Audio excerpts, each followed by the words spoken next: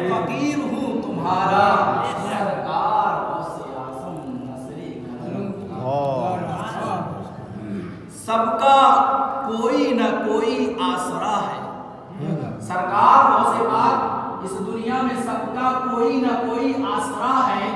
میرا بجس تمہارے کوئی نہیں سہارا میرا بجس تمہارے کوئی نہیں سہارا سرکار غوث اعظم نظر کرم خدا را جھولی کو میرے بھر دو ورنہ کہے گی دنیا جھولی کو میرے بھر دو ورنہ کہے گی دنیا غوث الورا کا منتا پھرتا ہے مارا غوث الورا کا منتا پھرتا ہے مارا مارا سرکار غوث اعظم نظر کرم خدا را میرا خالقہ سا بھر دو میں فقیر ہوں تمہارا محترم حضرات زیادہ کچھ نہ کہہ کر المختصر میں اپنی مکمل باتیں آپ کے حوالے کرنے کی کوشش کروں گا رب کائنات صاف طور پر قرآن پاک میں ارشاد فرماتا ہے بارہا آپ علماء کرام سے سماعت کرتے ہیں اور قرآن پاک میں بھی پڑھتے ہیں مگر پڑھنا کمال نہیں ہے عمل کرنا کمال ہے رب فرماتا ہے ایمان والو اللہ سے ڈرو ہم اپنے آپ کو ایمان والا دعویٰ کرتے ہیں کہ ہم اور آپ ایمان والے ہیں مگر جب ڈرنے کی بات آتی ہے تو رب سے زیادہ ہم لوگ بندوں سے کرتے ہیں یہی ہے نا مگر خدا کی قسم جس دن سے ہم اور آپ یہ عزم مصمم کر لیں کہ کوئی بھی کام کریں گے تو بندوں سے زیادہ رب سے ڈریں گے اللہ کی قسم کہتا ہوں کہ ہر کام انشاءاللہ تعالی مشکل سے مشکل ہوگا آسان ہو جائے گا کیونکہ رب نے فرما دیا اے ایمان والو اللہ سے ڈرو اور سچوں کے ساتھ ہو جاؤ آج اگر ہم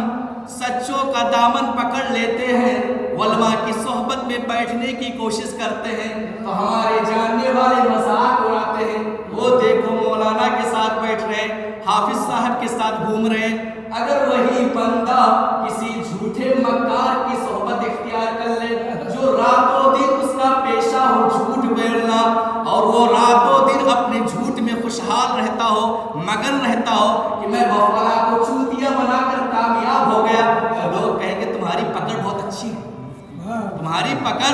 بہت اچھی ہے کیونکہ فلاں کے ساتھ ہائے افسوس جس کے ہم ماننے والے ہیں جن کے ہم دیوانے ہیں جن کے محبت میں یہ نورانی محفل کا اہتمام کیا گیا ہے آؤ ان کے والد گرامی کی تعریف آؤ ان کے والد گرامی کی سوانح عمری میں سے ہلکی سی جھلکیاں سماعت کرو کہ سرکار غوث پاک کے والد گرامی کتنے بڑے بزرگ کامل بزرگ ولی تھے کہ آپ رمضان المبارک کا مہینہ تھا آپ دریائے دجلہ کے پاس سے گزر رہے تھے آپ کے والد گرامی کا نام حضرت سید ابو صالح موسیٰ جنگی دوست ہے آپ جب دریائے دجلہ کے پاس سے گزر رہے تھے تو اس دریا میں ایک بہتا ہوا سیب آپ کے پاس آیا آپ روزے سے تھے اس سیب کو اٹھا کر آپ نے کھا لیا کھانے کے بعد آپ کے دل میں وسوسہ پیدا خوف خدا بندی طاری ہوئی کہ کھا تو لیا ہوں لیکن اس کے مالک سے اجازت اور اگر میں مالک سے اجازت نہیں لوں گا تو اس سیب کے ذریعے کہیں کل بروز قیامت خدا کی بارگاہ میں میری گرفت نہ ہو جائے بہتر یہی ہے کہ میں اس سیب کے مالک سے اجازت لوں آج کے دور میں اگر کوئی شخص بڑا ہوا سامان پا جائے اور اس پڑے ہوئے سامان کو گھر پر لائے اور والدین سے بتائے تو ماں باپ شاباشی دیں گے بیٹا تیرا دن بڑا اچھا نکلا کہ تو آج سامان پا گیا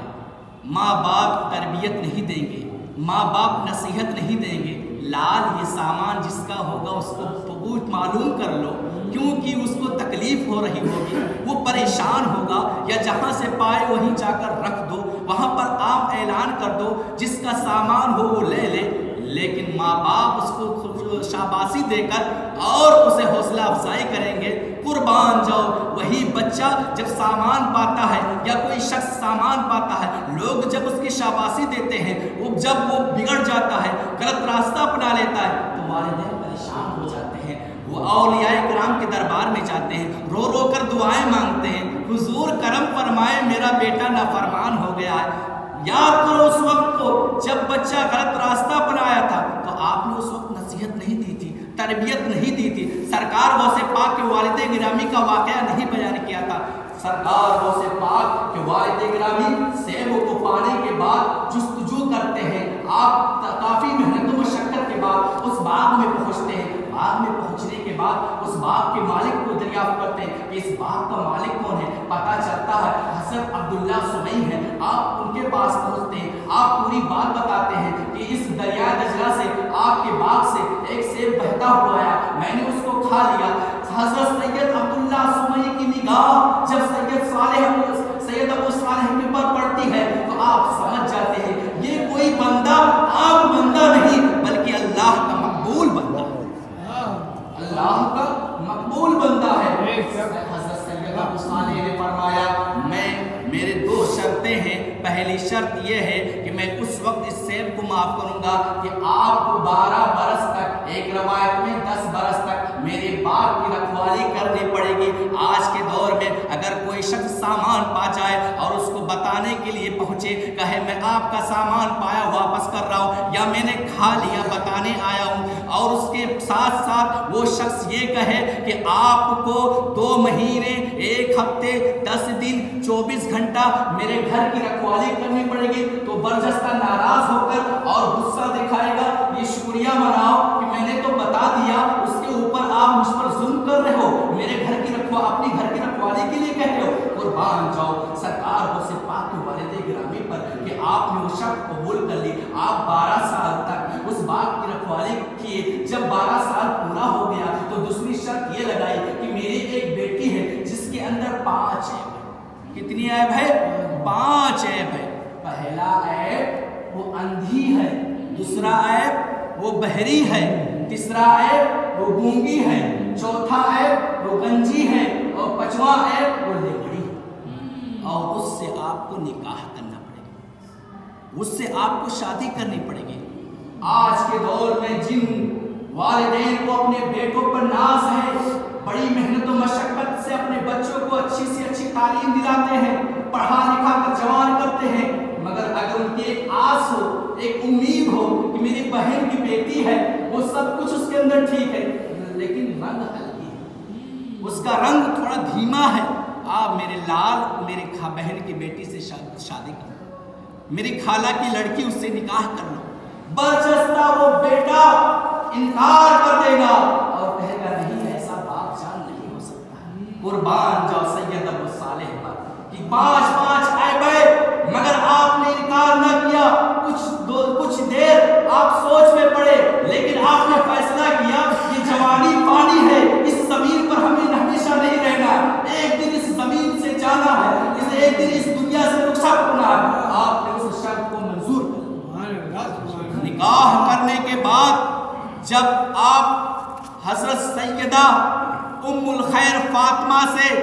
निकाह करने के बाद अपने घर लाए, आप उस हुजरे में गए जिसमें आप तशरीफ फरमा थी, तो आपने क्या देखा? एक हसीन और जमील खूबसूरत लड़की बैठी है जो न आँख की अंधी है, न ज़बान की गूंगी है, न कान की बहरी है, न पैर की लंगड़ी है, न हाथ की लूली है, उसके अंदर कोई ऐब नहीं पाया जा रहा है। क्या ये वही लड़की है या कोई दूसरी लड़की है? आप बरजस्ता उस हुजरे से वापस होते हैं और फौरन उस बाग की तरफ जाते हैं जहाँ हज़रत सैयद अब्दुल्ला सुमई से मुलाकात होती है। आप उनसे पूरी बात बताते हैं कि हुजूर आपने बताया था मेरी एक बेटी है जो ज़बान की गूंगी है, कान की बहरी है, हाथ की लूली है, पैर की लंगड़ी है, लेकिन उसके अंदर कोई ऐब नहीं पाया जा रहा है, उसके सारे हिस्से, उसके सारे आज़ा सही और सालिम है, वो तंदुरुस्त है, वो खूबसूरत है, न उसके कोई रंग में कमी है, नहीं वो एक खूबसूरत हसीन और जमील लड़की है। तो हज़रत अब्दुल्ला सुमई मुस्कुरा कर जवाब देते हैं। क्या मुस्कुरा कर जवाब दिया आपने कि ऐ सैयद अबू सालेह सुनो, मैंने अगर अपनी बेटी को ये कहा कि हाथ की लूली है तो इस बिना पर कहा कि मेरी बेटी ने کبھی اپنے ہاتھ سے کوئی خلاف شرع کام نہیں کیا ہے. اگر میری بیٹی زبان کی گونگی ہے تو اس بنا پر کبھی میری بیٹی نے اپنی زبان سے کسی اجنبی آدمی سے بات نہیں کی ہے. اگر میں نے کہا کہ میری بیٹی آنکھ کی اندھی ہے تو اس بنا پر اندھی ہے کہ کبھی اس نے اپنے نگاہ کو کسی اجنبی آدمی پر نہیں ڈالی ہے. اگر میں نے کہا میری بیٹی لنگڑی ہے تو اس بنا پر ہے کبھی اس نے اپنے قدم کو گھر سے باہر نہیں نکالا ہے. اے لوگوں قربان جاؤ جس کے باپ اتنے نیک ہو کہ ایک سیب کھائے تو 12 سال باپ کی رکھوالی کی، اور جس کی ماں اتنی نیک ہو جو اپنے قدم کو گھر سے باہر نہ نکالی ہو، جو اپنے زبان سے کسی اجنبی آدمی سے بات نہ کی ہو، جو اپنے ہاتھ سے کبھی خلاف شرع کام نہ کی ہو، جو اپنے کانوں سے کوئی ایسی بات نہ سنی ہو، تو کیا ایسے ماں کے پیٹ سے سرکار کو سے پاک نہیں پیدا ہوں گے تو پھر کون پیدا؟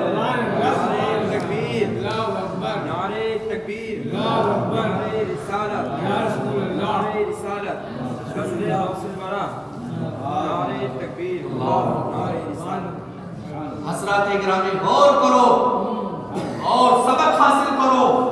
آج لوگ اپنے بچوں پر عیب ڈالتے ہیں. اگر ماں باپ سرکار غوث پاک کے والد گرامی کے کردار کو اپنا لیں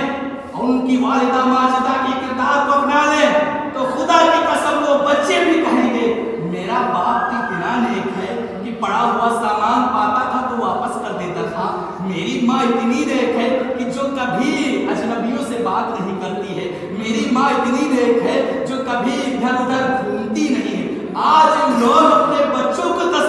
نصیحت دیتے ہیں لیکن خود نصیحت نہیں.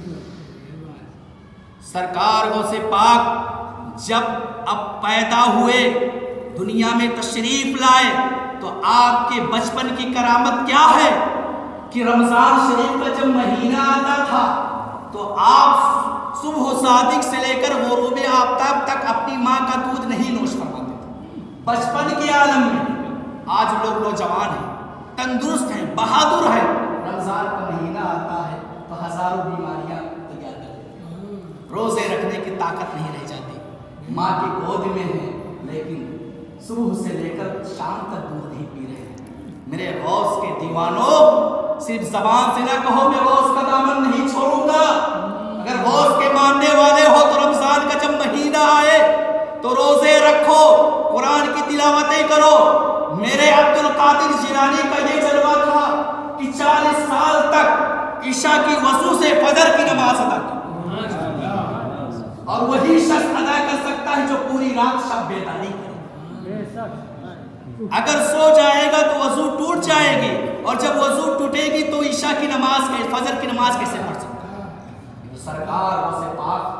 40 سال تک عشاء کے وضو سے فجر کی نماز ادا کی. جب میرے غوث رمضان کا مہینہ پاتے تو صبح سے لے کر شام تک اپنی ماں کا دودھ نوش نہیں فرماتے، اور جب مغرب کی اذان ہوتی تو دودھ نوش فرماتے. یہ احترام کرتے تھے. یہ رمضان مبارک کا جب مہینہ آپ کو ملتا تو اتنے شان و شوکت سے احترام کرتے کہ پورے مہینے آپ رمضان میں صبح سے لے کر شام تک دودھ پیتے. اے غوث کے دیوانوں، غوث پاک کے اگر ماننے والے ہو تو ان کے نقشے قدم کو اپنا لو، ان کے طرز عمل کو اپنا لو. اپنے گھروں میں ایک اسلامی ماحول پیدا کر دو. خدا کی قسم سارے مشکلات آسان ہو جائیں. سرکار غوث پاک کی ایک کرامت بتاؤ کہ سرکار غوث پاک کے زمانے میں 2 شخص آپس میں جھگڑ کر رہے تھے. 2 شخص آپس میں جھگڑے کر رہے تھے. ان میں سے ایک نے کہا کہ میرے نبی تمہارے نبی سے افضل ہے، یعنی حضرت عیسیٰ علیہ السلام نبی کریم صلی اللہ علیہ وسلم سے افضل ہے. اچانک جب آپ کا غسل ہوا، آپ نے جب معلوم کیا یہ کس وجہ سے جھگڑا کر رہے ہیں تو پتا چلا کہ یہ شخص کہہ رہا ہے کہ میرے نبی تمہارے نبی سے افضل ہے. تو سرکار غوث پاک نے پوچھا کس بنا پر یہ کہہ رہا ہے؟ تو بتایا گیا، وہ کہنے لگا کہ میرے نبی جو ہیں وہ مردوں کو زندہ کر دیتے ہیں. تو سرکار غوث پاک نے فرمایا میں نبی نہیں مگر آمینہ کے لال عبداللہ کے دولارے کی اولاد اور امتی ہوں. اگر میں مردے کو زندہ کر دوں تو کیا ہمارے نبی صلی اللہ علیہ وسلم کی فضیلت و کرے گا؟ وہ شخص کہنے لگا کیوں نہیں تسلیم کروں گا؟ سرکار غوث پاک نے اس شخص سے کہا یعنی عیسائی سے کہا کہ کوئی ایسی قبر بتا جس کو تو جانتا ہو اور وہ قبر اتنی پرانی ہو جو برابر ہو چکی ہو زمین سے، یعنی اس کی اونچاس نہ ہو، ایک دم مل چکی ہو، اس قبر کے پاس لے چل۔ وہ عیسائی سرکار غوث پاک کو ایسی قبر کی طرف لے کر گیا جو سب سے پرانی تھی اور اشارہ کیا اس قبر کے مردے کو زندہ کر دو، میں مان لوں گا تم نبی مدینے والے آقا کی اولاد اور امتی ہو۔ سرکار غوث پاک جیسے ہی اس قبر کی طرف نگاہ فرماتے ہیں، ارشاد فرمایا اے شخص سن، میں صرف اس مردے کو ہی زندہ کر دوں یا یہ مردہ اپنی زندگی میں جو کام کرتا تھا اس کے ساتھ زندہ کر دوں؟ ساتھ ہی ساتھ آپ نے فرمایا کہ یہ شخص جب زندہ تھا زمین کے اوپر تھا تو اپنی زندگی میں گانے بجانے کا پیشہ کرتا تھا۔ عیسائی سننے کے بعد تعجب میں پڑا اور کہا اس سے بڑی اور کیا خوشی مل سکتی ہے اگر تم اس کے کام کے ساتھ زندہ کر دو۔ سرکار غوث پاک نے فرمایا تم بِإِذْنِ اللہ، اتنا کہنا تھا کہ وہ مردہ اپنے قبر سے گاتا ہوا باہر نکل آیا۔ وہ عیسائی جب سرکار غوث پاک کی کرامت دیکھا تو کہا حضور مجھے اپنے دامن میں جگہ دیجئے اور مشرف با اسلام دیجئے۔ سرکار غوث پاک کی بارگاہ میں ایک عورت اپنے بیٹے کو لے کر حاضر ہوئی اور عرض کرتی ہے حضور یہ میرا لال ہے جو آپ سے بے حد پیار محبت کرتا ہے اور اسے اپنی خدمت میں قبول فرما لیجئے اور شریعت و طریقت کے علم سے آراستہ کر دیجئے۔ اتنا کہنے کے بعد وہ عبادت و ریاضت میں اس کا بیٹا مشغول ہو گیا۔ کچھ دنوں کے بعد وہ عورت اپنے بیٹے سے ملنے کے لیے آئی۔ جب ملنے کے لیے آئے تو کیا دیکھ رہی ہے؟ کثرت عبادت و ریاضت کی وجہ سے اس کا بیٹا دبلا اور لاغر ہو گیا ہے اور سرکار غوث پاک مرغی کا گوشت تناول فرما رہے ہیں اور اس کا بیٹا جو کہ سوکھی ہوئی روٹی بغیر سالن کے تناول کر رہا ہے۔ یہ دیکھنے کے بعد وہ عورت سرکار غوث پاک کی خدمت میں حاضر ہوئی، عرض کرتی ہے حضور آپ نے میرے بچے پر شفقت نہ فرمائی، آپ تو مرغی کا گوشت تناول فرما رہے ہیں اور میرا بیٹا جو کہ روٹی سوکھی بغیر سالن کے کھا رہا ہے۔ یہ سن کر سرکار غوث پاک رضی اللہ تعالیٰ عنہ اپنا دست مبارک اس مرغی کے ہڈیوں پر رکھ کر آپ نے فرمایا اے مرغی تجھے قسم ہے اس خدا وحدہ لا شریک کی تو زندہ ہو کر کھڑی ہو جا۔ آپ کا یہ فرمانا تھا کہ فوراً وہ ہڈی جس پر آپ نے اپنا دست مبارک رکھا تھا وہ زندہ ہو کر کھڑی ہو گئی۔ اس کے بعد آپ نے اس عورت سے فرمایا اے میری پیاری ماں، اے میری پیاری ماں تیرا بیٹا اس درجے تک اس وقت پہنچے گا